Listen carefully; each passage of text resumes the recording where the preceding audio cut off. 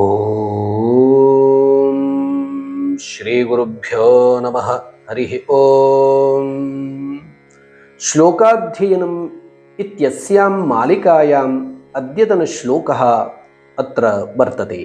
ಗಂಗೆ ಚ ಯಮುನೆ ಚೈವ ಗೋದಾವರಿ ಸರಸ್ವತಿ ನರ್ಮದೆ ಸಿಂಧು ಕಾವೇರಿ ಜಲೇಸ್ಮಿನ್ ಸನ್ನಿಧಿಂ ಕುರು. ಅಸ್ಯ ಪದಚ್ಛೇದಃ ಏವಂ ಭವೇತ್. ಗಂಗೆ ಚ ಯಮುನೆ ಚ ಏವ ಗೋದಾವರಿ ಸರಸ್ವತಿ ನರ್ಮದೆ ಸಿಂಧು ಕಾವೇರಿ ಜಲೆ ಅಸ್ಮಿನ್ ಸನ್ನಿಧಿಂ ಕುರು. ಶ್ಲೋಕಸ್ಯ ಅನ್ವಯಃ ಏವಂ ಭವೇತ್. ಗಂಗೆ ಚ ಯಮುನೆ ಚ ಗೋದಾವರಿ ಸರಸ್ವತಿ ನರ್ಮದೆ ಸಿಂಧು ಕಾವೇರಿ ಅಸ್ಮಿನ್ ಏವ ಜಲೆ ಸನ್ನಿಧಿಂ ಕುರು. ಸ್ನಾನಸಮಯೇ ವಿಶೇಷತಃ ಏನಂ ಶ್ಲೋಕಂ ವಯಂ ಗಾಯಾಮ.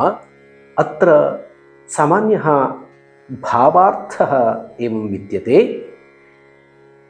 ಏತಾಸಾಂ ಸಪ್ತನದೀನಾಂ ಪುಣ್ಯನದೀನಾಂ ಸ್ಮರಣಂ ವಯಂ ಕುರ್ಮಃ. ಭಾರತೆ ಏತಾಃ ಸಪ್ತ ನದ್ಯಃ ಅತ್ಯಂತ ಪವಿತ್ರಾಃ ಭವಂತಿ.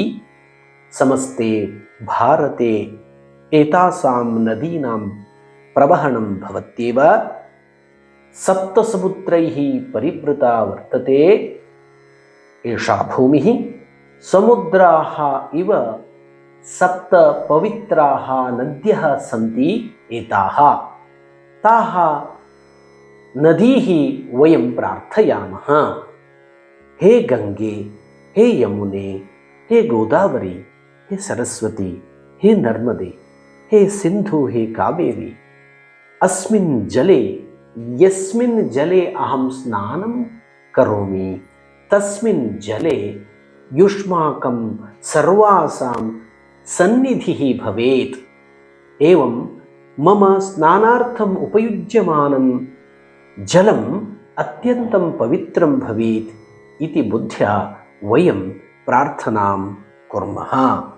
ಅಯಂ ಶ್ಲೋಕಃ ಅನುಷ್ಠುಪ್ ಛಂದಸಿ ವಿದ್ಯತೆ. ಪುನಃ ಗಾಯಾಮ. ಗಂಗೆ ಚ ಯಮುನೆ ಚೈವ ಗೋದಾವರಿ ಸರಸ್ವತಿ ನರ್ಮದೆ ಸಿಂಧು ಕಾವೇರಿ ಜಲೇಸ್ಮಿನ್ ಸನ್ನಿಧಿಂ ಕುರು. ಏನಂ ಶ್ಲೋಕಂ ಕಂಠಪಾಠಂ ಕುರ್ವಂತು. ಶುಭಮಸ್ತು. ಅಗ್ರಿಮಂ ಶ್ಲೋಕಂ ಸ್ವೀಕೃತ್ಯ ಪುನಃ ಆಗಮಿಷ್ಯಾಮಿ. ಧನ್ಯವಾದಃ.